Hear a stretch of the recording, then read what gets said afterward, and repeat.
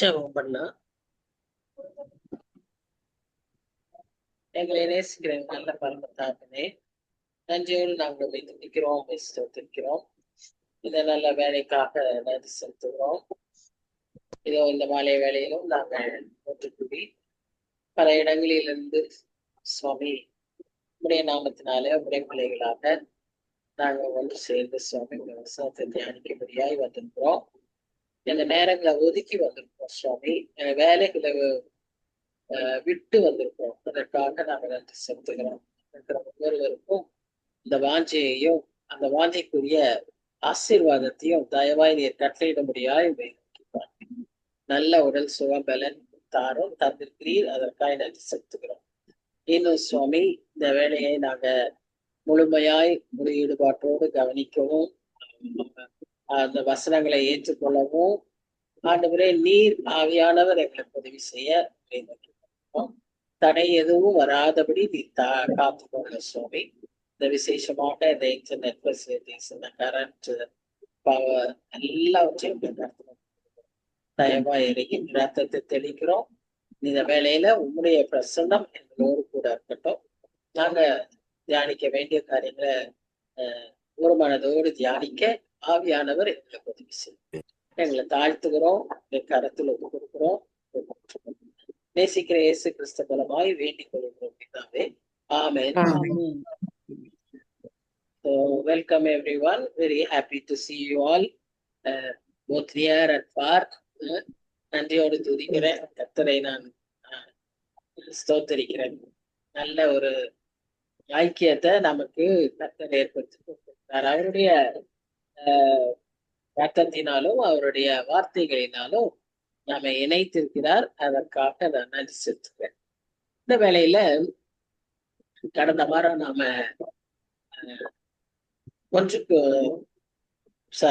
ஏசாயா 11ஆம் அதிகாரத்துல 9 வசனங்களை நாம் பார்த்தோம் என்று நினைக்கிறேன். நம்ம இப்ப 10வது வசனத்துல இருந்து நம்ம கண்டினியூ பண்ணணும்.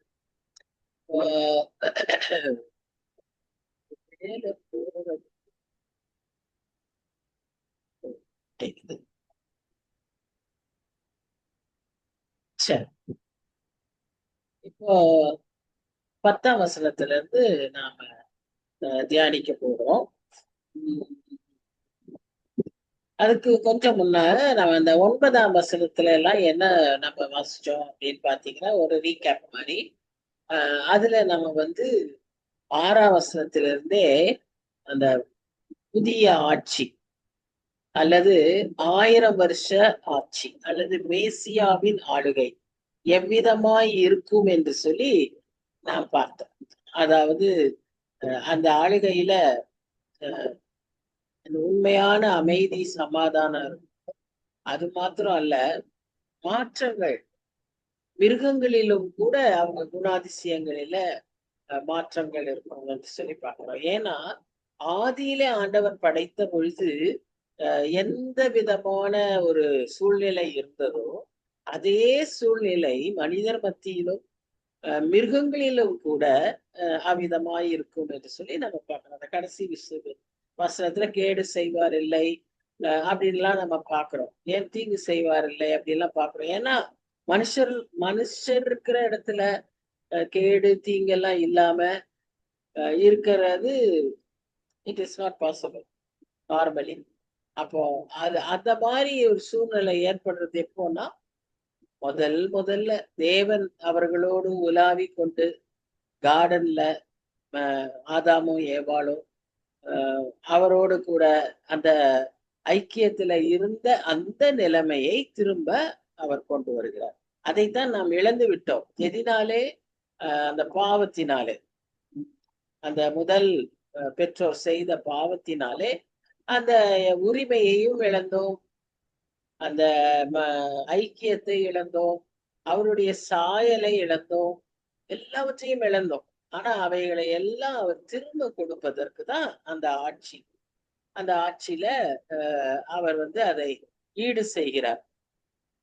அப்போ அதை நித்திய நித்தியமாய் வைத்திருக்கிறார். நமக்கும் அதை நித்திய நித்தியமாய் வைத்திருக்கிறார். ஆனா நாம அந்த ஆட்சியில 1000 வருஷ ஆட்சியில பங்கு பெறுகிறவர்களாய் நாம் எப்படி இருப்போம்னா, நாம் கர்த்தருடைய பிள்ளைகளாய் இருக்கும்போது, நாமும் அவரோடு கூட ஆளுகை செய்கிறவர்களாய் இருப்போம். அப்போ நமக்கு இந்த நன்மை எல்லாம் நித்திய நித்திய அந்த ராஜ்யத்துல அவரோடு கூட எப்பொழுதும் நமக்கு கிடைக்கும். ஆனா அதே சமயத்துல இந்த உலகத்துல கைவிடப்பட்டவர்கள் இன்னும் அவரை ஏற்றுக்கொள்ளாதவர்களுக்கு இந்த 1000 வருஷ அரசாட்சி ஒரு வாய்ப்பாய் இருக்கும். அதுல அவங்க மனம் திரும்பி ஆண்டவர்கிட்ட வரும்போது அவர்களுக்கும் இந்த சிலாக்கியங்களை அவர் கட்டளையிடுவார். இதுதான் அந்த இது வரைக்கும் அந்த 11ஆம் அதிகாரத்தில் வாசித்த 6 to 9 வசனங்கள் வரைக்கும் அதுதான் பார்க்கிறோம். இப்ப 10ஆம் வசனத்துல நாம என்ன பார்க்கிறோம் சொன்னா, அக்காலத்திலே, அதாவது அப்படி ஒரு ஆளுகை நடந்து கொண்டிருக்கிற வேளையில ஜனங்களுக்கு கொடியாக நிற்கும் ஈசாயின் வேருக்காக ஜாதிகள் விசாரித்து கேட்பாங்க. இப்ப இந்த சூழ்நிலையில மெயினா அந்த இஸ்ரேல் நாட்டு மக்களுக்காக சொல்லப்பட்ட காரியங்களாய் பார்க்கிறோம். அப்போ இந்த ஜனங்களுக்கு கொடியாக ஜாதிகள் விசாரித்து கேட்பார்கள் அப்படின்னு நம்ம சொல்றது எதுன்னா, ஜென்டைல்ஸ், மற்ற மற்ற புற இனத்தர். புற இனத்தர் ஈசாயின் வேருக்காக, ஈசாயின் வேருனா யாரு? மேசியா, அதாவது இயேசு கிறிஸ்து. அவருக்காக, அவரால் மீட்கப்பட, அவரால் ரட்சிக்கப்பட, அவர் கொடுக்கிற இந்த புதிய ஆசீர்வாதங்களை பெற்றுக்கொள்ள ஜாதிகள் விசாரித்து கேட்பார்கள். அவருடைய தாபர ஸ்தலம் மகிமையாய் இருக்கும். ஏன்னா அவர் இருக்கிற இடமே மகிமையாதான் எப்பொழுதும். அக்காலத்திலே, திரும்பவும் அவர் சொல்றாரு, அக்காலத்திலே அந்த சூழ்நிலையில ஆண்டவர் அசீரியாவிலும் எகிப்திலும் பத்ரோசிலும் எத்தியோப்பியாவிலும் பெர்சியாவிலும் சினேயாரிலும் ஆமாத்திலும் சமுத்திர தீவுகளிலும் தம்முடைய ஜனத்தில் மீதியானவர்களை மீட்டுக் கொள்ள திரும்ப 2ஆம் விசை தமது கரத்தை நீட்டி, 2ஆம் விசை தமது கரத்தை நீட்டி. முதல் விசை நீட்டுவார். அது எங்க வாசிக்கிறோம்னா, ஏசாயா 5ஆம் அதிகாரம் 26ஆம் வசனத்துல இதே மாதிரி கொடியேற்றி சுற்றி இருக்கிற ஜனங்களை எல்லாம் கூப்பிடுவார். எதுக்குன்னா, இந்த இஸ்ரேல் ஜனங்களுக்கு எதிரிகளா இருக்கிற இவர்கள் எல்லாருமே எதிரிகள் தான், புறஜாதியினர். அவர்களை அவர் எப்படி கூப்பிடுவாரா? பயில் காட்டி கூப்பிடுவாருன்னு வசனம் சொல்லுது. விசில் அடிச்சு கூப்பிடுவாரா? இந்த மக்களை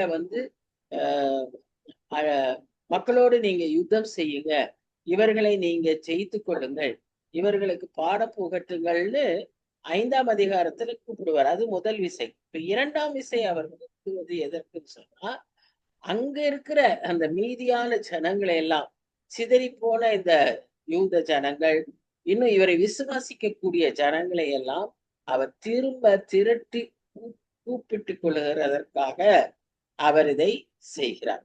பாருங்க, அடுத்த வசனத்துல பாக்குறோம், சிதறடிக்கப்பட்டவர்களை பூமியின் 4 திசையிலிருந்தும் கூப்பிட்டு, அப்ப எல்லா பக்கத்துல இருக்கிற ஜனங்களை கூட்டுவார்னு சொல்லி பார்க்கிறோம். அங்க ஒரு லிஸ்ட் ஆஃப் நேஷன்ஸ பாக்குறோம். இதெல்லாம் என்னன்னா, அந்த இஸ்ரேல் தேசத்தை சுற்றி உள்ள நாடுகள். அந்த பழைய இஸ்ரேல் தேசத்தின் மேப்பை எடுத்து பார்த்தீங்கன்னா, இது எல்லாம் அதை சுற்றி இருக்க நாடுகளா இருக்கும். மற்றது எல்லாமே உங்களுக்கு புரியும். எத்தியோப்பியா, பெர்சியா எல்லாமே புரியும். இந்த சினேயாருங்கிறதுனா என்னன்னு ஒருவேளை சிலருக்கு சந்தேகம் வரலாம். இந்த சினேயாருங்கிறது என்னன்னு சொல்லி பார்த்தீங்கன்னா, சகரியா 5ஆம் அதிகாரம் 11ஆம் வசனத்துல வாசிக்கிறோம். அது வேற ஒன்றும் இல்லை, பாபிலோன். பாபிலோனிய தேசத்துக்கு தான் சினேயாருன்னு அந்த பெயரு. அதை நம்ம சகரியா புத்தகத்துல கூட அதை வாசிக்கணும். சோ மற்றதெல்லாம் நமக்கு நல்லாவே தெரியும். ஆமாத்துங்கிறது அது இஸ்ரேல் தேசத்துக்குள்ளாகவே இருக்கு. பெலிஸ்தியர் இருக்கிற சபை அந்த இடத்துல ஆமாத்துன்னு ஒண்ணு இருக்கிறதா நம்ம பார்க்கணும். சோ இப்ப நம்ம ஆண்டவர் என்ன செய்யறாரு? அவர்களை, சிதறி போன மக்களை திரும்ப கூப்பிடுகிறார். So second time he is recovering the remnant of his people. இதுதான் ஒரு பெரிய ஒரு ஸ்லாக்கியம். கர்த்தரிடத்துல அந்த மீதியானவர்களை அவர் கைவிடுவதே இல்லை. யார் விசுவாசத்தோடு, யார் அவருக்கு உண்மையாக கொஞ்சம் பேரா இருந்தாலும் அவங்க சிதறடிக்கப்பட்டு வாய்ப்பே இல்லை, சான்ஸே கிடையாது, அவங்களுக்கு ஒரு மீட்புக்கு வழியே இல்லாத ஒரு சூழ்நிலையில இருந்தா கூட கர்த்தர் தமது கரத்தை நீட்டி அவர்களை அழைப்பார் அப்படின்னு சொல்லி நாம பார்க்கிறோம். முக்கியமா அந்த எகிப்திலிருந்து எப்படி அவர்களை மீட்டுக் கொண்டாரோ அதே போல இந்த ஜனங்களை 4 திசையிலும் இருந்து அவர் அழைத்துக் கொள்வார் என்று சொல்லி நாம பார்க்கிறோம்.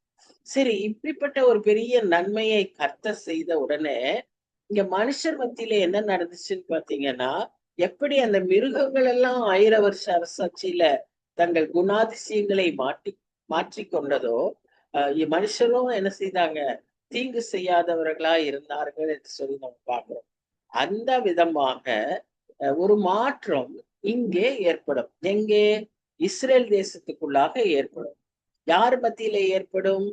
மேலிருக்கிற எப்பிராயீமரும் தெற்கு பகுதியில் இருக்கிற யூதா ஜனங்களும் இருவரும் எதிரிகள் மாதிரி இருப்பாங்க.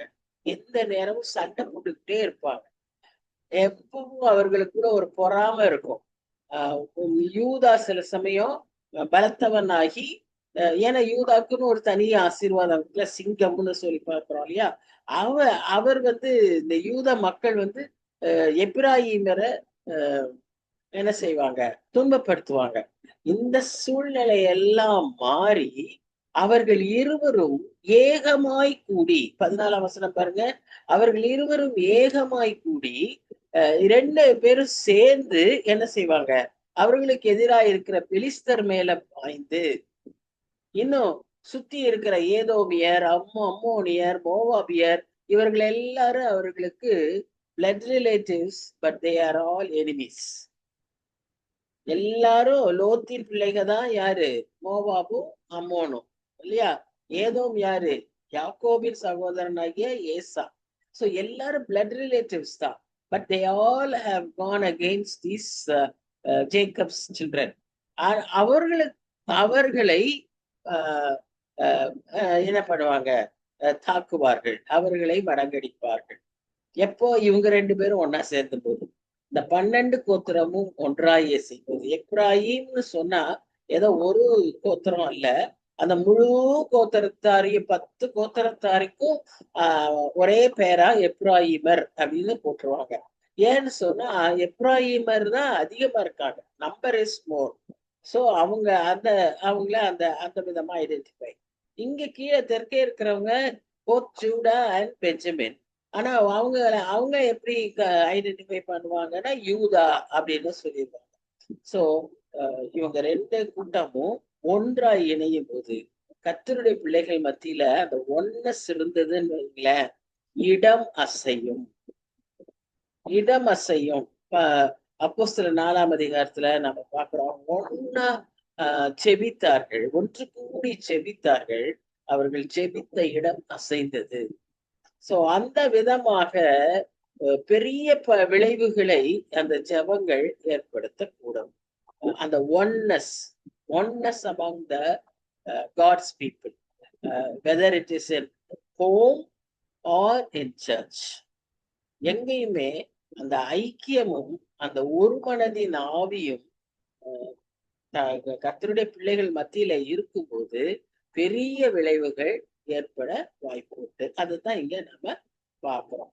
அதோடு கூட 15ஆம் வசனம் என்னன்னு சொல்லி பாத்தீங்கன்னா, எப்படி தொடக்க நாளில இந்த எகிப்திலிருந்து இந்த இஸ்ரவேல் ஜனங்கள் புறப்பட்டு வரும்போது அந்த சிவந்த சமுத்திரத்தின் மேலாக ஒரு காற்றை வர வைத்து என்ன செய்யறாரு, அந்த சமுத்திரத்தையே அப்படி பிரித்தார் இல்லையா? அதே போல இங்கேயும் அவர் என்ன செய்யறாராம், அந்த யூப்ரட்டிஸ் ரிவர், அந்த ஆற்றை 7 ஆறாகளாக பிரித்து ஜனங்கள் கால்நடையாய் நடந்து போகும்படி பண்ணுவார் என்று சொல்லி பார்க்கிறோம். இதே ஒரு சூழ்நிலைய வெளிப்படுத்தல் விசேஷத்திலும் நம்ம வாசிக்கிறோம் கடைசி நாட்கள்ல. இது ஏசாயா காலத்துல நடந்ததை சொல்றாரு. அது வரக்கூடிய நாட்கள்ல நடக்குது. எப்பவுமே நீங்க அறிந்து கொள்ளணும், ஞாபகத்தில் வைத்துக் கொள்ள வேண்டிய ஒரு விஷயம், every prophecy has 2 fulfillments. One is near fulfillment and the other is distant fulfillment. இப்ப ஏசாயாவுடைய distant fulfillments எல்லாம் 700-800 வருஷங்களுக்கு அப்புறம். இன்ஃபேக்ட் இந்த வெளிப்படுத்தல் விசேஷத்துல நிறைவேறுகிற காரியங்கள் 3000 வருஷங்களுக்கு அப்புறம் பாத்தீங்களா. ஆனா அன்றைக்கே அதையெல்லாம் ஏசாயா மூலமாக கர்த்தர் வெளிப்படுத்தி இருக்கிறார்.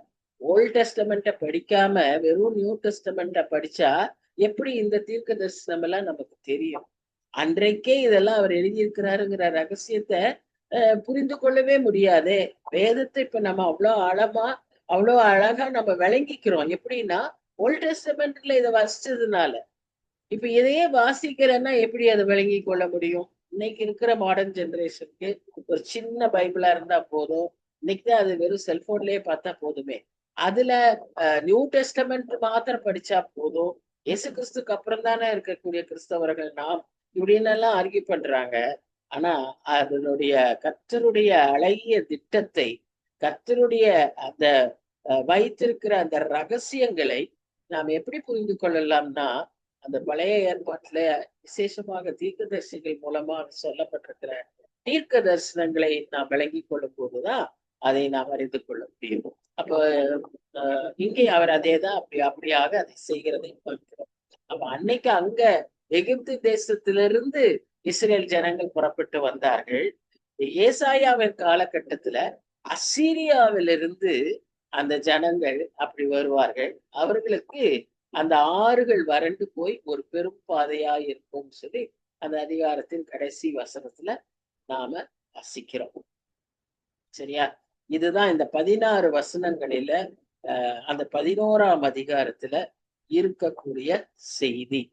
மொத்தத்துல அந்த 1000 வருஷ அரசாட்சி மேசியாவின் ஆளுகையில நடக்கக்கூடிய அற்புதமான செயல்பாடுகளை நாம் இங்கே பார்க்கிறோம். இந்த அதிகாரத்துல அதைத்தான் நாம வாசிக்கிறோம்.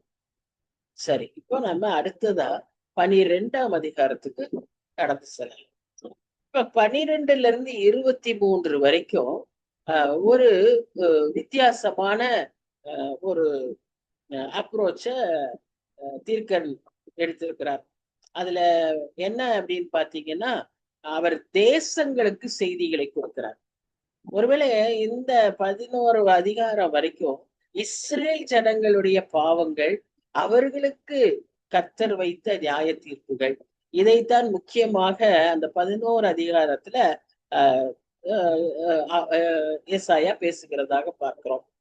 ஆனா 12ஆம் அதிகாரத்திலிருந்து 23ஆம் அதிகாரம் வரைக்கும் பல தேசங்களுக்கு கொடுக்கப்படுகிற எச்சரிப்புகள் என்று அதுல இந்த 12ஆம் அதிகாரம் வந்து இந்த 11ஆம் அதிகாரத்தின் தொடர்ச்சியாய் நாம் இங்க பார்க்கிறோம். 12ஆம் அதிகாரம் மாத்திரம். பட் 13ல இருந்து நாம தேசங்களுக்கு அவர் கொடுக்கிற எச்சரிப்புகளை நாம் கவனிக்க போகிறோம். 12ஆம் அதிகாரத்தை எடுத்துட்டீங்கன்னா திரும்பவும் அவர் சொல்ற வார்த்தையை பாருங்க, அக்காலத்திலே. So there is a great emphasis on the times. கிறிஸ்தவ வாழ்க்கையில காலங்கள் மிக மிக முக்கியமான ஒரு காரியம். ஏன்னு சொன்னா, எந்த காலம் இது, எந்த காலம். கிறிஸ்துவின் பிறப்பையே நம்ம என்னன்னு கலாத்திய புஸ்தகத்துல வாசிக்கிறோம், காலம் நிறைவேறின போது. So there is a time for everything. அதனாலதான் சாலமோனே இத சர்வ ஞானி அவர் எழுதியிருக்கிறாரு. என்னன்னு எழுதியிருக்கிறாரு? இதற்கு ஒரு காலம் உண்டு, அதற்கு ஒரு காலம் உண்டு, எல்லாவற்றையும் அதினதின் காலத்திலே கர்த்தர் நேர்த்தியாய் செய்வார். So God has a time, He has a timetable, and there is a time for everything. There is a season, there is a time. சரியா?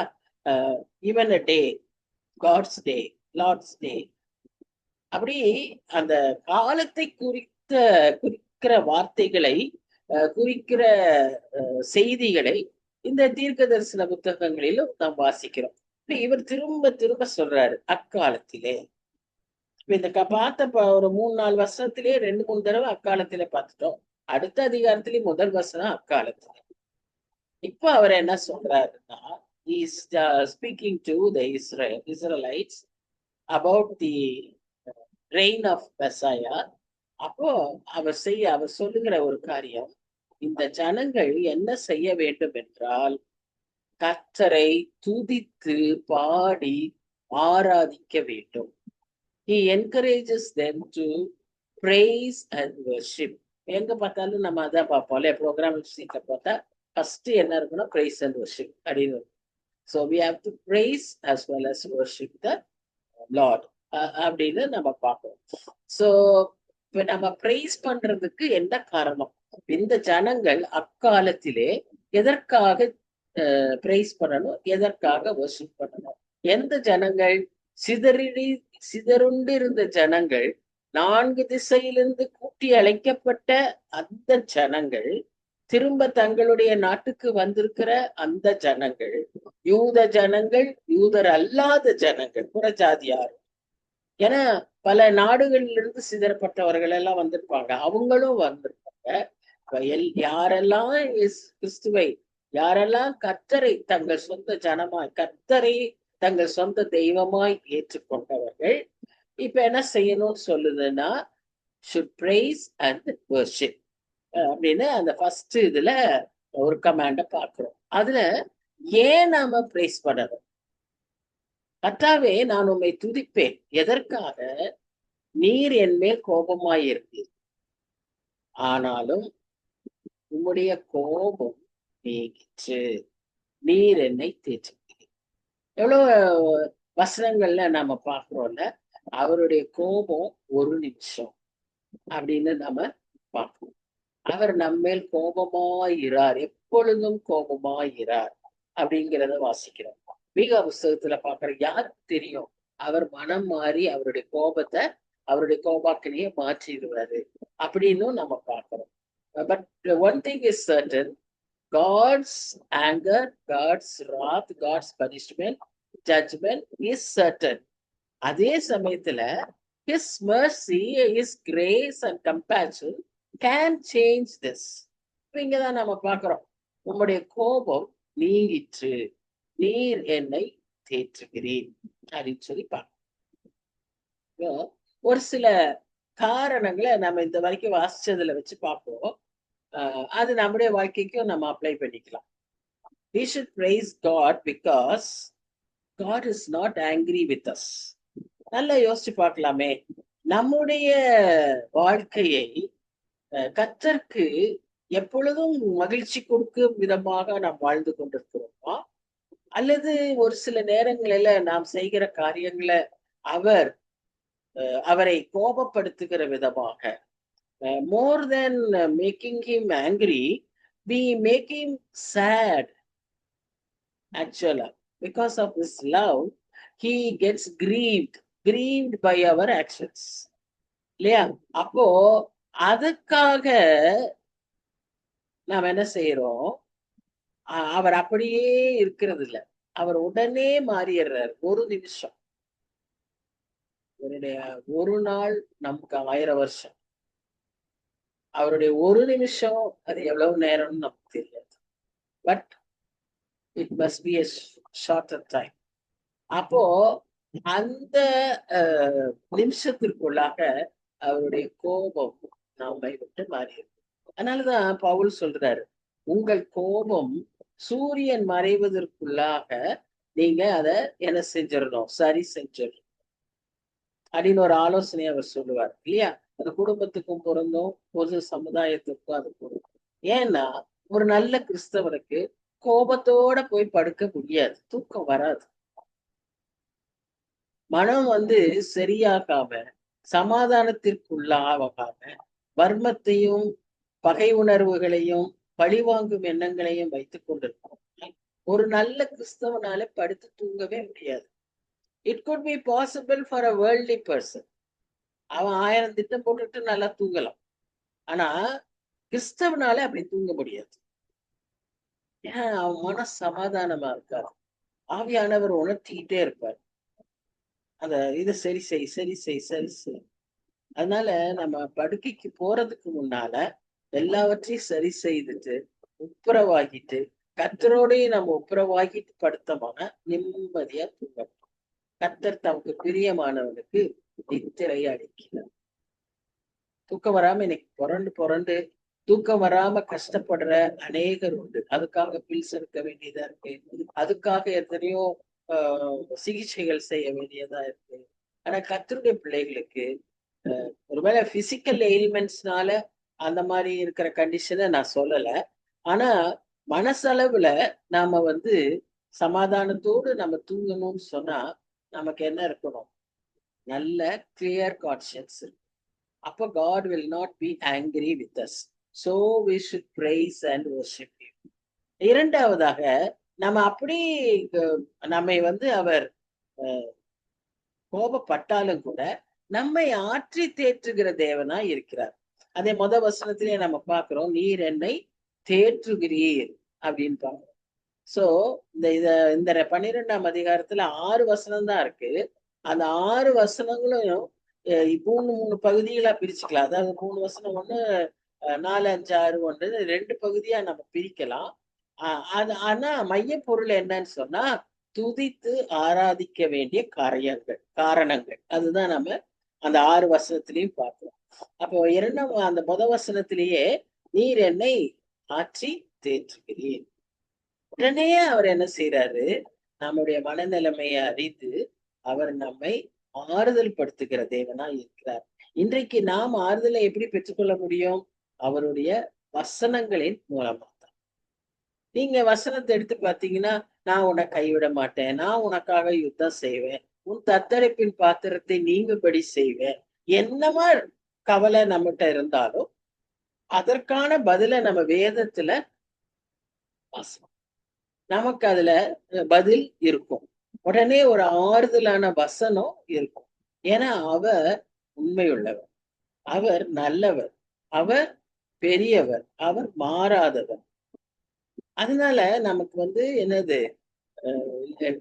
we can be assured, we can trust in God because he will not always be angry with us.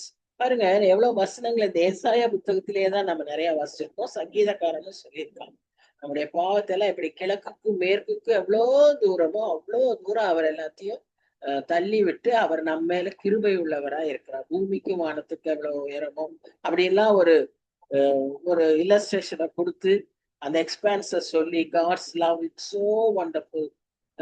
You cannot know the depth, you cannot know the height, you cannot know how wide it is. பாட்டுலாம் பாடுறோம்ல, அதுதான் அந்த அளவுக்கு அவருடைய அன்பு இருக்கிறது. அப்படி அவர் மன்னிப்பதினாலே, அவருடைய கோபம் மாறினதினாலே அவர் நம்மை ஆற்றி தேற்றுகிற தேவனா இருக்கிறார். நான் பின்னால போட்டேன்ப்பா, உன் பாவம் எல்லாம் என்னன்னே எனக்கு தெரியாது, ஐயோ ஆண்டவரே நான் இப்படி செஞ்சுட்டேன் அப்படி செஞ்சுட்டேன்னு நம்ம மறுபடியும் சொல்லும் போது, முதல் தடவை சொல்லி அறிக்கை செய்து மன்னிப்பை பெற்ற பின்பும் அந்த குற்ற மனசாட்சியிலிருந்து நம்மால விடுபட முடியாம திரும்ப திரும்ப சொல்லும் போது அவர் கொடுக்கிற ஆறுதல் என்னவென்றால், நான் அதை முதுகுக்கு பின்னால போட்டேன், நீ என்ன செஞ்சேன்னு எனக்கு தெரியாது, ஐ see you as a new person, totally a newborn person. நீ எதுக்கு அதை திரும்ப சொல்ற, எனக்கு ஞாபகமே இல்லையே அப்படின்பார். சோ அந்த விதமான ஒரு அன்பின் ஆண்டவர் நமக்கு. அதனாலதான் அடுத்த வசனத்தை நீங்க பாத்தீங்கன்னா, இதோ தேவனே என் ரட்சிப்பு, நான் பயப்படாமல் நம்பிக்கையாய் இருப்பேன். 2 முறை அந்த வசனத்துல அவர் சொல்ற, அவரே எனக்கு ரட்சிப்புமானவர், தேவனே என் ரட்சிப்பு. God is my salvation. So கர்த்தர் தான் is the source of salvation.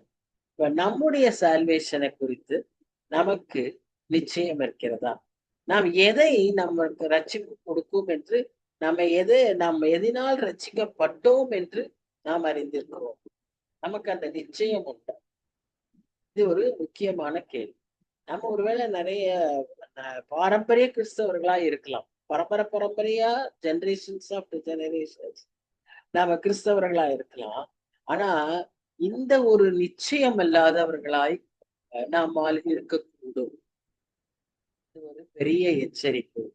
நமக்கு வேண்டிய ஒரு அஷூரன்ஸ் என்னன்னு சொன்னா, இன்னைக்கு தீர்க்கன் சொல்றாரு, தேவனே என் ரட்சிப்பு, அவரே எனக்கு ரட்சிப்புமானவர்.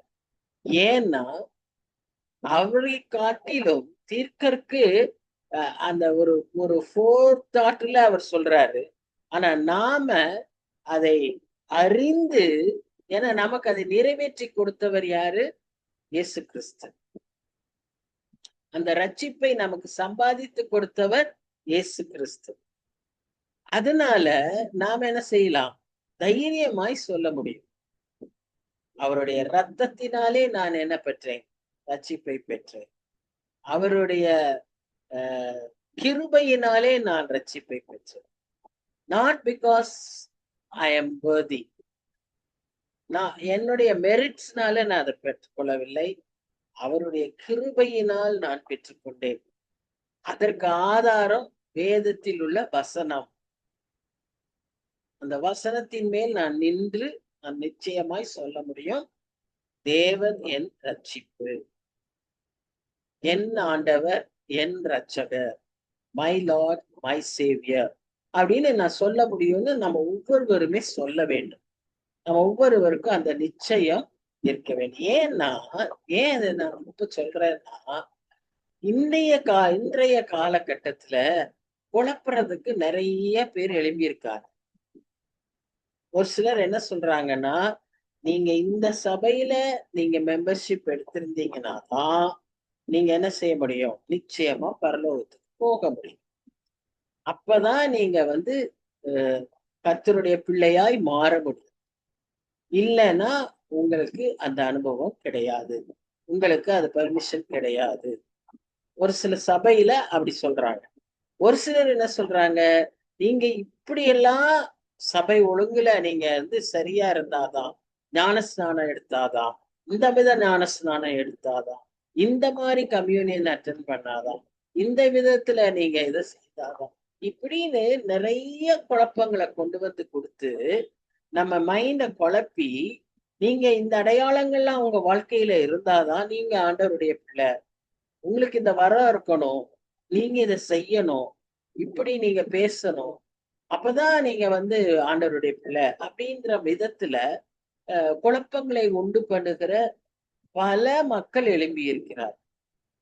நம்முடைய நிச்சயம், ரட்சிப்பின் நிச்சயம் எது? அது அவருடைய ரத்தம், அவருடைய வசனம். அதனாலதான் அங்க வசனம் சொல்லுது பாருங்க, தீர்க்கன் சொல்றாரு, நான் பயப்படாமல் நம்பிக்கையாயிருப்பேன், கர்த்தராகிய யெகோவா என் பலனும் என் கீதமும் ஆனவர், அவரே எனக்கு ரட்சிப்பும். எவ்வளவு அருமையா அந்த வசனம் சொல்லி, என் கீதம். கர்த்தர், when you worship God, அவரை அனுபவித்து நீங்க உண்மையா அந்த இன்வால்மெண்டோட அவரை வர்ஷிப் பண்ணும்போது, அவரை பிரைஸ் பண்ணும்போது, you will be strengthened, not only physically but also spiritually. உங்களுக்குள்ள ஒரு பலன் வரும், ஒரு புது பலன் கிடைக்கும், புது பாடல் வரும். You need not only sing what others have sung. You can sing by yourself. உன் வாழ்க்கையின் அனுபவத்தை நீ பாட்டா பாட முடியும் இல்ல? அவர் என்ன ரட்சிப்பு ஆனவர் அப்படின்ற ஒரு அனுபவம் நமக்கு வேணும். இன்னைக்கு மறுபடியும் நம்ம என்ன பாக்குறோம்னா, ஒரு கூட்டம் இந்த மாதிரி குழப்பற கூட்டம் இருக்கும். இன்னும் சில பேர் என்ன நினைக்கிறாங்கன்னா, ரட்சிப்பு எனக்கு எதுக்கு? நீங்க என்ன என்னை போய் ரட்சிக்கப்பட்டியான்னு கேக்குறீங்க? எனக்கு எதுக்கு ரட்சிப்பு? நான் எல்லாம் கரெக்டா தானே இருக்கேன். எனக்கு எதுவும் தேவையில்லையே. நான் வந்து நான் எதுக்கு அறிக்கை செய்யணும்? நான் எதுக்கு மன்னிப்பு பெறணும்? நான் எதுக்குமே செய்யலையே, அப்படி நான் எதுக்கு ரட்சிக்கப்படணும் அப்படின்னு கேட்கக்கூடிய ஒரு சில கூட்டத்தார் இன்றைக்கும் உண்டு. அவர்களுக்கு தங்கள் நிலைமையை உணர்ந்து கொள்ள முடியல. தாங்க பாவத்துலதான் உட்பவிக்கப்பட்டாங்க, பாவத்துலதான் இருக்காங்க. அவங்க வந்து நினைச்சுக்கிறாங்க நான் பாவமே செய்யலன்னு. ஒரு வாலிபன் போய் ஆண்டவரை போய் நித்திய ஜீவனை சுதந்திரிச்சுக்க நான் என்ன செய்யணும்? எல்லா கட்டளைகளையும் நான் கை கொண்டிருக்கேன்னு அவன் சொல்லுவான் பாருங்க. எல்லா கட்டளைகளையும் நான் கை கொண்டிருக்கேன்னு சொல்லுவேன். ஆனா ஆண்டவர் சொல்லுவாரு, அப்போ நீ ஒண்ணு செய், உன்னுடைய சொத்தை, உன்னுடைய பணத்தை ஏழைகளுக்கு கொண்டு போய் கொடு, அதையெல்லாம் வித்து கொடுத்துட்டு என்கிட்ட வான்னு சொல்றான். அவன் வந்தானா?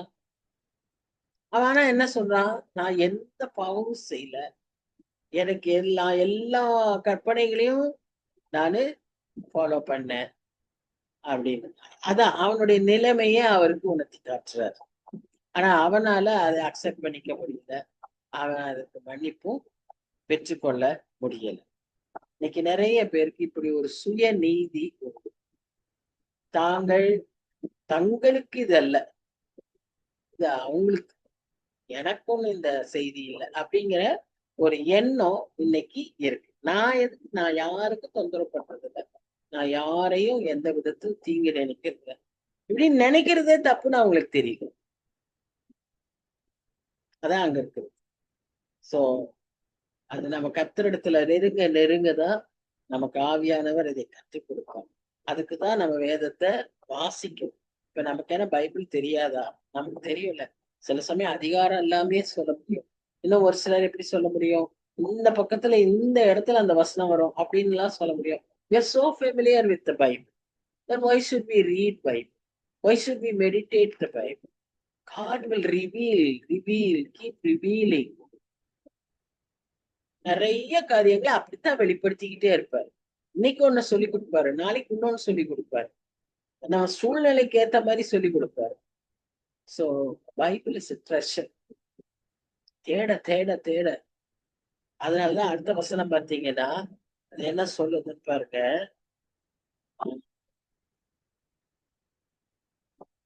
எஸ்,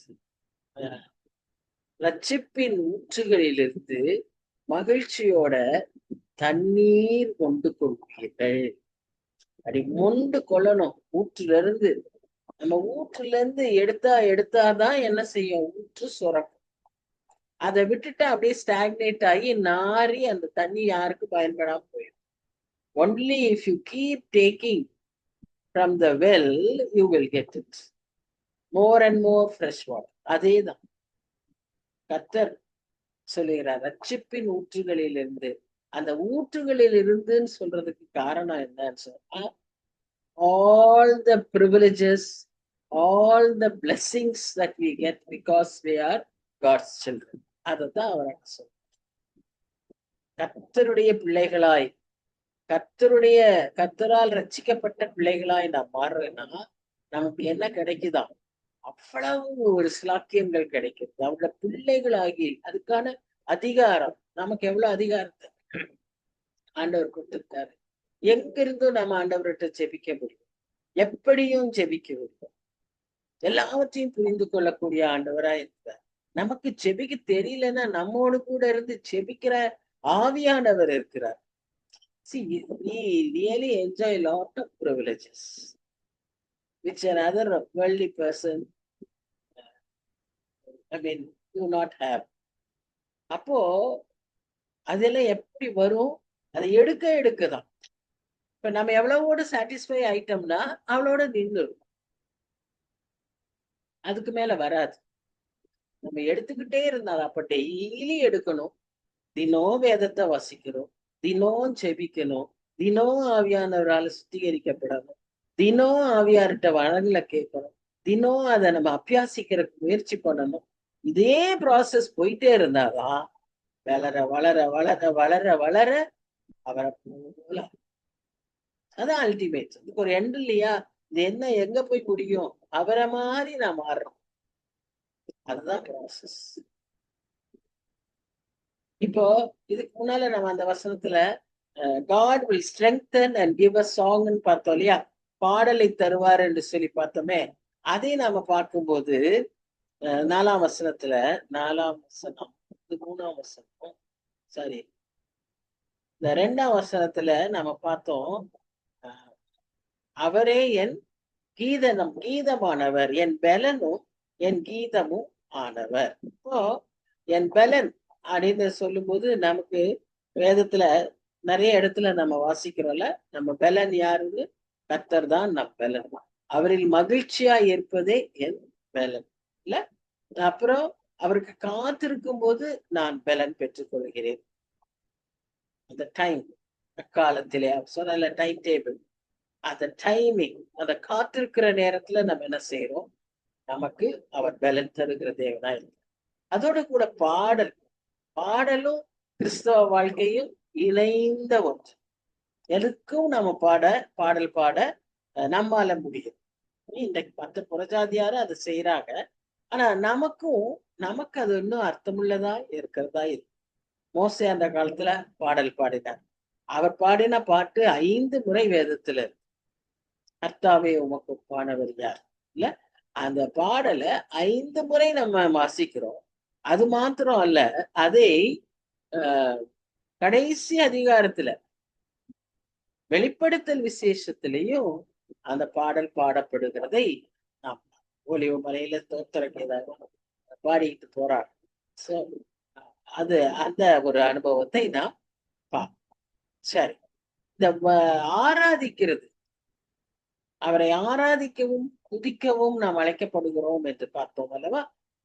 அந்த அனுபவம் நமக்கு எந்த சமயத்திலே வருகிறது என்பது ரொம்ப முக்கியம். உலகத்தாருக்கு சந்தோஷமா இருக்கும்போது நல்லா பாட்டு பாடுவாங்க இல்ல, அவங்க சோகமா இருக்கும்போது பாடல் பாடுறது நம்ம அதிகமா பார்ப்போம். ஏன்னா அது ஏதாவது இந்த மூவிஸ்ல அந்த மாதிரி வரலாம். பட் பொதுவா பிராக்டிக்கல் லைஃப்ல அவங்களுடைய வாழ்க்கையில இந்த சோக நேரங்களில பாடல்கள் வராது. சோகம்னு சொன்னா இழப்பு, ஏமாற்றம், ஃபெயிலியர், ஒரு முயற்சியில தோல்வி, ஒரு துக்கம், அந்த மாதிரி சூழ்நிலையில நமக்கு பாடல் வருமா அப்படின்னு பார்த்தா வெகு சொற்பம். ஆனா கிறிஸ்தவ வாழ்க்கையில அது ரொம்ப அவசியம்.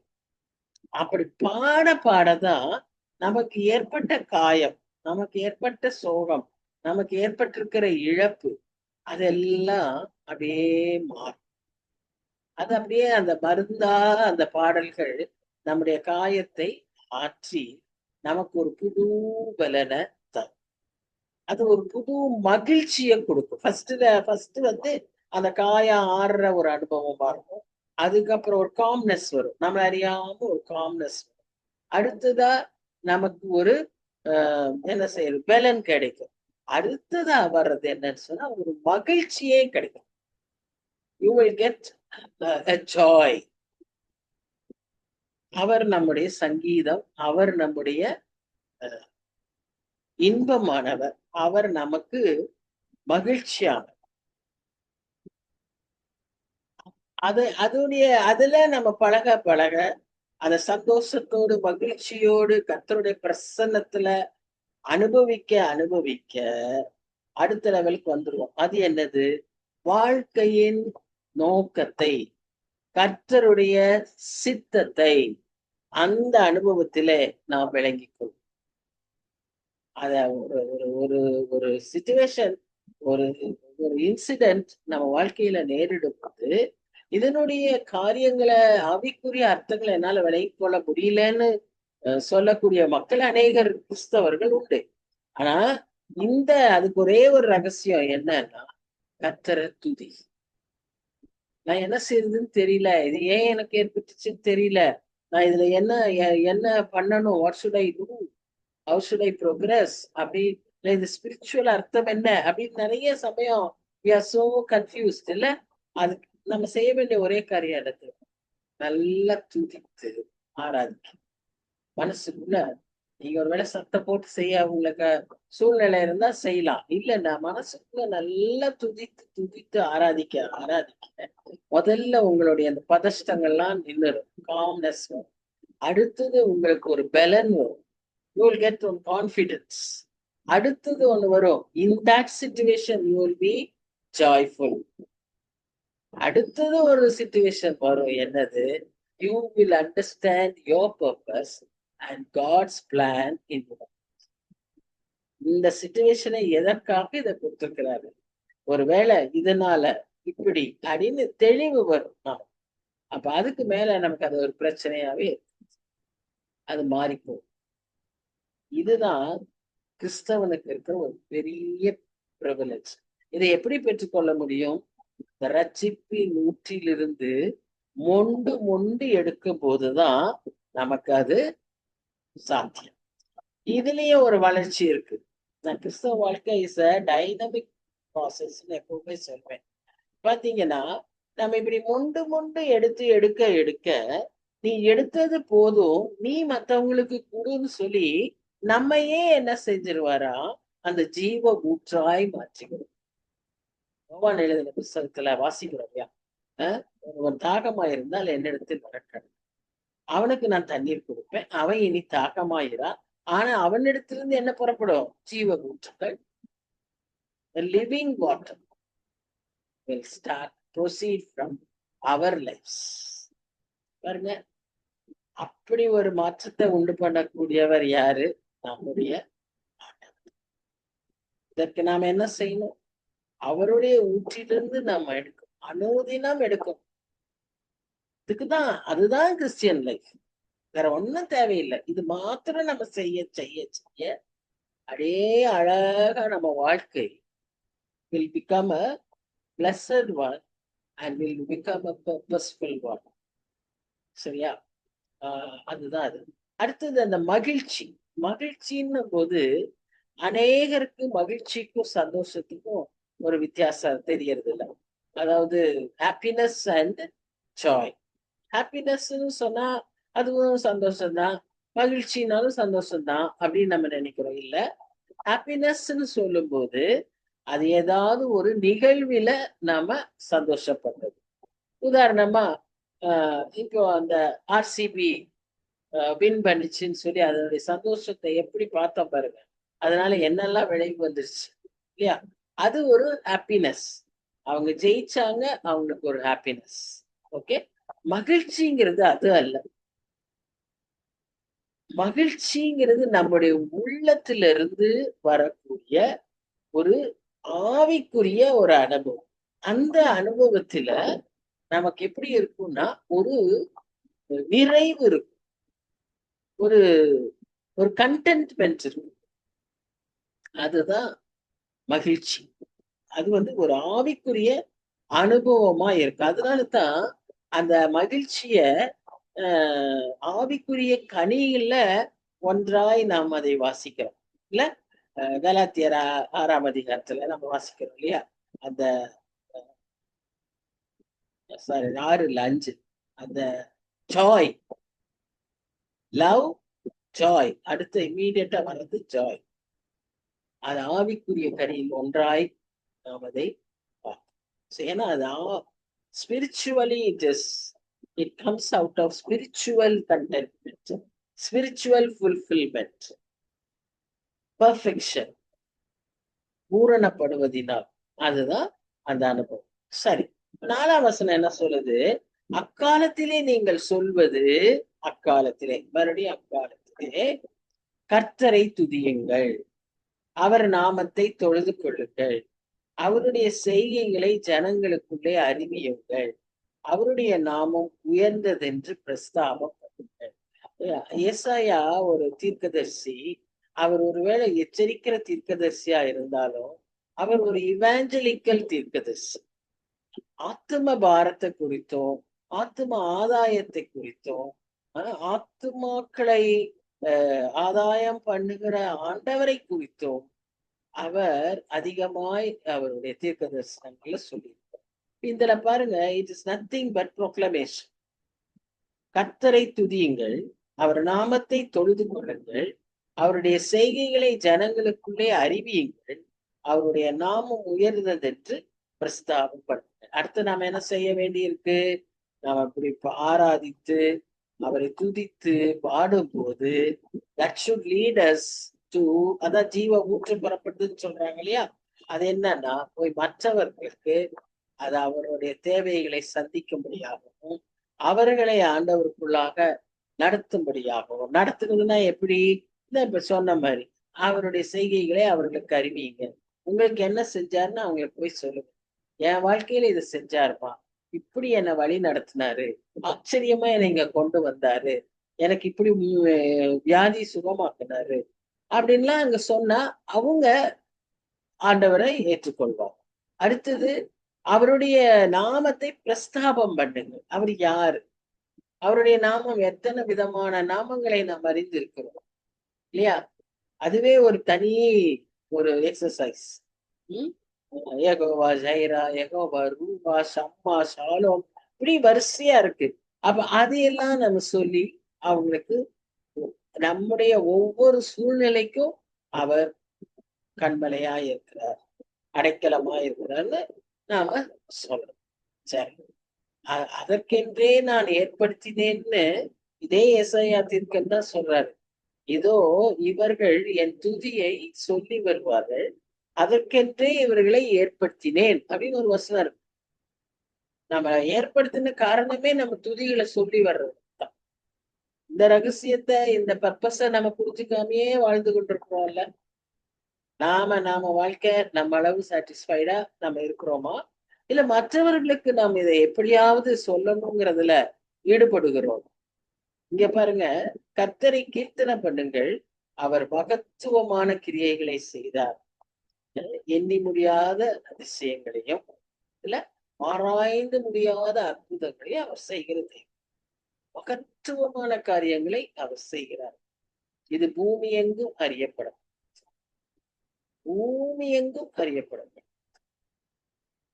சமுத்திரம் ஜலத்தினால் நிறைந்தது போல தேசம் அவரை அறிகிற அறிவினால் நிரம்ப வேண்டும். ஏன் தாமதிக்கிறாரு? வருகிறார் வருகிறார்னு சொல்லிட்டே இருக்காங்க, தாமதிச்சுட்டே இருக்கிறாங்கன்னா இதுதான் காரணம். பூமி எங்கும் அறியப்பட வேண்டும், அப்போ வந்துருவாரு. கடைசியா சொல்ற வசனம் என்ன? சியோனில் வாசமாயிருக்கிறவரே, நீ சத்தமிட்டு கம்பீரி, இஸ்ரவேலின் பரிசுத்தர் உன் நடுவில் இருக்கிறார். துதியுங்கள் துதியுங்கள் சொல்றீங்களே, நான் எதுக்காக எப்படி துதிக்கணும், எத்தனை நேரம் துதிக்கிறது அப்படின்னு பாத்தீங்கன்னா, ஃபர்ஸ்ட் ரீசன், அவர் யார், அவர் எப்படிப்பட்டவர், அவர் மகத்துவத்தை, அவருடைய நாமத்தை கீர்த்தனம் பண்றதுன்னா துதிக்கிறது, அவரை அப்படி நாம துதிக்கணும். அடுத்ததா, அப்பேற்பட்ட ஆண்டவர் என் நடுவில் இருக்கிறார், எங்க மத்தியில இருக்கிறார் அவர், அப்படிங்கிறதுக்காக நாம என்ன செய்யணும்? So for every person there will be a reason to praise God. கீழே விழுந்துட்டா கூட, நம்ம கீழே விழுந்தோம், ஆனா என்ன ஆகல, மரித்து போனோம், அடியோட தப்பிச்சோம். கீழே விழுந்தோம், தலையில அடிபடல. இல்ல, ஒருத்தர் என் கூட, எனக்கு என் ஃப்ரெண்டு, அவங்க ஒருத்தர் டிராவல் பண்றாங்க, ஆட்டோ கவுந்துருச்சு, ஆட்டோவே கவுந்துருச்சு. ஆனா அவங்க இறங்கி வந்துட்டாங்க. அப்புறம் தான் பார்த்தா அவங்களுக்கு இடுப்புல வலி, எந்திரிக்க முடியல, நடக்க முடியல. சோ எல்லாரும் பயந்துட்டோம், இடுப்புல பிராக்சர் ஆடு. கடைசியில பார்த்தா இடுப்புல பிராக்சர் இல்ல, அந்த மசில்ஸ் பிடிச்சிரு. பாருங்க கர்த்தருடைய கிருபை எவ்வளவு அழகா. அப்போ அவங்க தேங்க் பண்ணணும்னா எதுக்கெல்லாம் தேங்க் பண்ணணும்? ஆட்டோவே கவுந்துருச்சு சுவாமி, அவ்வளவுதான் நினைச்சாங்க. எல்லாரும் சுத்தி இருக்கவங்களும் அவ்வளவுதான் நினைச்சாங்க. ஆனா ஒண்ணும் ஆகல, இறங்கி வர்றதுக்கு உதவி செய்தார். ஆனா நடக்க முடியல, இடுப்பு உடைஞ்சிருச்சோன்னு நினைச்சாங்க. ஆனா மசில்ஸ் தான் பிடிச்சிருக்கு. See, in any adverse situation or in any successful situation, in any victorious situation, joyful situation, you can praise God. லாஸா இருந்தாலும் சரி, அது டிஃபீட்டா இருந்தாலும் சரி, டிசப்பாயின்மெண்டா இருந்தாலும் சரி, நீங்க நிச்சயமாய் ஆண்டவரை துதிக்க முடியும். ஆண்டவர் அப்படிதான் நம்மை துதிக்கும்படியாக அவர் விரும்புகிறார். நாம் வெறும் அவரை துதித்து ஆராதிக்கிறது மாத்திரம் அல்ல, நாம் மற்றவர்களுக்கு ஜீவ ஊற்றாய் மாறி மற்றவர்களுக்கு இந்த செய்தியை அறிவிக்க வேண்டியவர்களா இருக்கும். இப்போ நான் அந்த ஃப்ரெண்டு வீட்டுல, இப்ப அந்த ஃப்ரெண்டோட இதையவே நான் சொல்றேன். அந்த ஃப்ரெண்டுக்கு அந்த இன்சிடென்ட் ஆச்சு, அவங்கள போய் பார்க்க போறோம். அப்ப அவங்க வீட்டுல கீழே இருக்கிற, அந்த அபார்ட்மெண்ட்ல கீழே இருக்கிற ஒரு பிராமின் ஃபேமிலி. முதல்ல அவங்க ஹஸ்பண்ட் வந்தாரு. அவர் வந்து பார்த்துட்டு சொல்றாரு, உங்க கடவுள் தாமா உங்களை காப்பாத்தினாரு, வேற நீங்க வேற எதுவுமே கிடையாது, அது ஒண்ணுதான் உங்களை காப்பாத்திருக்கு. நீங்க சொல்றதும் நடந்ததையும் பார்த்தா நீங்க இப்படி தப்பிச்சு வருவீங்க, அடி கூட, ஒரு சின்ன அடி கூட இல்லாம ஒரு ரத்தம் கூட ஆகாம நீங்க அவங்களுக்கு ஒண்ணு அனதர் திங், ஒரு ரத்தம் கூட சொட்டு விழல. அப்படி வந்திருக்கீங்கன்னா அது உங்க கடவுள் தான். அவரு அந்த பிராமின் சொல்றாரு. அவரு இத பார்த்து போய் சொல்லி வாக்கிங் போன அவங்க ஒய்ஃப் வந்த உடனே அவங்கள்ட்ட சொன்ன உடனே, நாங்க இங்க ஜெபம் பண்ணிருக்கோம். அந்த அம்மா ஓடி வந்தாங்க. சரி, ஜெபம் முடிச்ச பிறகு அந்த அம்மா பேசுறாங்க. அந்த அம்மா பேசும்போது என்ன சொல்றாங்கன்னா, நீங்க வேற ஒண்ணும் கவலைப்படாதீங்க. அவங்களுக்காக நீங்க இப்படி ஜெபிக்கிறீங்க பார்த்தீங்களா? இந்த ஜெபம் தான் அவங்கள காப்பாத்து. உங்களுக்கு இவ்வளவு பேர் இருக்கிறப்போ உங்களுக்கு என்ன கவலை? Actually she is all alone. அவங்களுக்கு சாப்பாடு செய்யறதுக்கு கூட ஆள் இல்ல. அந்த மனுஷன் வந்தவர் சொல்லிட்டு போனாரு. சாப்பாட்ட பத்திலாம் கவலைப்படாதம்மா. எங்க வீட்டுல காய்கறி தான் செய்வோம். அதெல்லாம் உனக்கு குடுத்துர்றோம். நீ சாப்பிடு அப்படின்னு அவர் சொல்லிட்டு போனாரு. இந்த அம்மா சொல்லுது, நீங்க எதை பற்றி வேற எதை அந்த அம்மா she is talking to my friend. எதை பற்றி கவலைப்படாதீங்க. இவ்வளவு பேர் உங்களுக்கு ஜெபிக்கிறதுக்கு இருக்காங்கல்ல. கடவுளை கூப்பிட்டாங்க. அவங்க கூப்பிட்டதுனாலதான் நீங்க எல்லாம் இவ்வளவு தூரம் உங்களை கடவுள் காப்பாற்றி இருக்கிறாரு. நமக்கு நடந்தத நம்ம மற்றவங்களுக்கு சொல்லும் போது they will automatically come towards us. அப்ப அவங்களுக்கு ஒரு நம்பிக்கை வரும். அவங்க சொல்றாங்க ஜெபம் காப்பாத்துச்சுன்னு. அடுத்தது அவங்களுக்கு ஒரு சுச்சுவேஷன் வரும்போது எங்களுக்காக கொஞ்சம் ஜெபிங்கன்னுவாங்க. அடுத்தது நம்ம it will give an opening for you.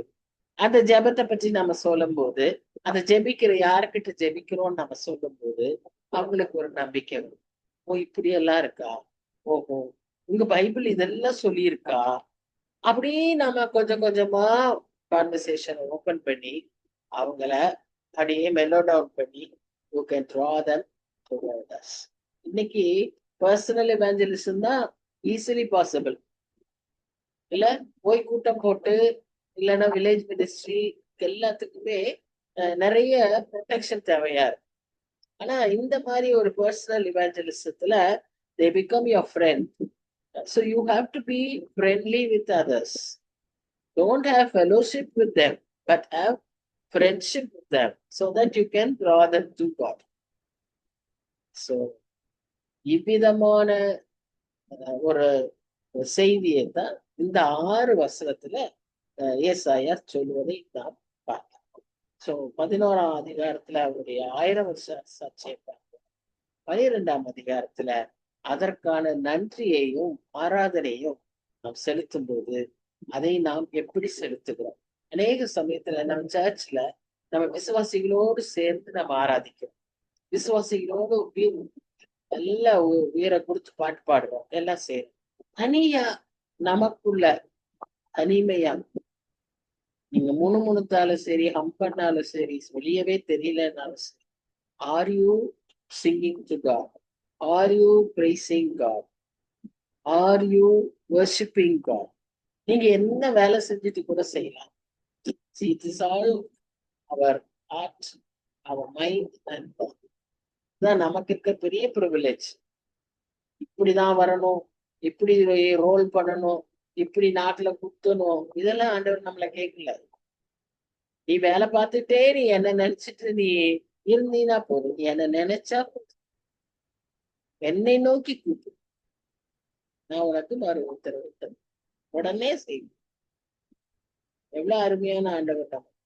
So இதையெல்லாம் நாம் யோசித்து அவரை ஆராதிக்கவும் அவரை துதிக்கவும் அது ஒரு பர்சனல் எக்ஸ்பீரியன்ஸா மாற்றிக்கொள்ளவும் ரட்சிப்பின் நிச்சயத்தை அறிந்தவர்களாய் அதை மற்றவர்களுக்கு அறிவிக்கவும் இந்த 12ஆம் அதிகாரம் நம்மை சவால் விடுகிறது, அறைக்குள் விடுகிறது. நாம் அதற்கு என்ன பதில் சொல்ல போகிறோம்?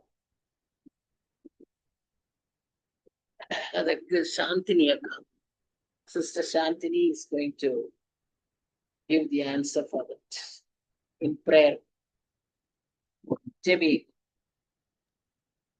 துதிக்கிறோம் ஆண்டவரே, உமக்கு நன்றி செலுத்துகிறோம் அப்பா. அந்த நல்ல வேலைக்காக உமக்கு நன்றி செலுத்துகிறோம். எங்களோடு கூட இந்த 1 மணி நேரம் நீர் உறவாடி நீர் சுவாமி. ஆம் கர்த்தாவே, நாங்க கேட்ட வசனத்தை போல நாங்க எங்களுடைய ஷார்ட் கமிங்ஸ்க்கு மத்தியிலையும் நீர் எங்கள் மீது கோபப்படாதபடி எங்களை தேற்றுகிற ஆண்டவராக இருக்கிறீர். அந்த அன்புக்காக உமக்கு கொடாக்குடி நன்றி செலுத்துகிறோம் இசப்பா. நாங்க தனிமையில இருக்கும் பொழுதும் மற்றவர்களோடு இணைந்திருக்கும் பொழுதும் உண்மை துதிக்கித்து பாட நீர் எங்களுக்கு பாராட்டின நன்மைகளை மற்றவங்களுக்கு சொல்ல அது நிமித்தமாக அநேகரை உடைய மந்தைக்குள் கொண்டு வர எங்களை கருவியாக பயன்படுத்த ஆண்டவரே. ஒருவேளை இந்த வருஷத்தை இந்த மாதத்தை ஆரம்பித்து எத்தனையோ பேர் இந்த நாள்ல இல்ல, ஆனா இந்த சுகம் பலன் கொடுத்திருக்கீங்க. அதற்கு ஒரு நோக்கம் உண்டு சுவாமி. இன்னும் உம்மை அறியாத ஜனங்களுக்கு உம்மை பற்றி சொல்ல, நாங்கள் பெற்றுக்கொண்ட ரட்சிப்பை, நாங்கள் பெற்றுக்கொண்ட நன்மைகளை மற்றவர்களோடு கூட பகிர்ந்து கொள்வதன் மூலமாக இந்த அநேகருக்கு உம்மை அறிமுகப்படுத்த எங்களை கருவிகளாக பயன்படுத்தும். அதற்காகத்தான் அந்த உலகத்துல இன்னும் எங்களை விட்டு வைத்திருக்கிறீர் சுவாமி. அந்த அன்பை நினைத்து நாங்கள் ஒவ்வொரு நிமிடமும் உம்மை துதிக்க தோத்தரிக்க உமக்கென்று இன்னும் அதிகமாக ஒரு கனிவுள்ள வாழ்க்கை வாழ எங்களுக்கு கிருபை பாராட்டுங்க. ஆண்டவரே, இந்த நல்ல பைபிள் ஸ்டடிக்காக உமக்கு நன்றி. எங்களோடு கூட நீங்க பேசுனீங்க கர்த்தாவே. தொடர்ந்து இந்த சத்தியத்துல நிலைத்திருக்க எங்களுக்கு நீங்க கிருபை பாராட்டுங்க. இணைந்திருக்கிற ஒவ்வொருவருக்காக உமக்கு நன்றி செலுத்துகிறோம். நீர் சமீபத்துக்கு மாத்திரமல்ல, தூரத்துக்கும் தேவன். ஒருவேளை ஒருவர் முகத்தை ஒருவர் பார்க்க முடியாட்டியும் இசப்பா, அந்த கால் மூலமாக நாங்க உங்களுடைய சத்தியத்துல ஒரே குடும்பமாக இணைந்து நோக்கி பார்க்க தந்த ஸ்லாக்கியத்திற்காக உமக்கு கொடாக்கொடி நன்றி செலுத்துகிறோம். நடத்துகிற அருமையான சிஸ்டருக்காக உமக்கு நன்றி. நீர் அவங்களை தொடர்ந்து பயன்படுத்தும் அநேகருக்கு ஆசீர்வாதத்தின் ஊற்றாக நீங்க பயன்படுத்துங்க. எஸ்அப்பா, இன்னும் அநேக இதுல இணைந்து கொள்ள, இதன் மூலமாக உங்களுடைய சத்தியத்தை புரிந்து கொள்ள அதிகமாக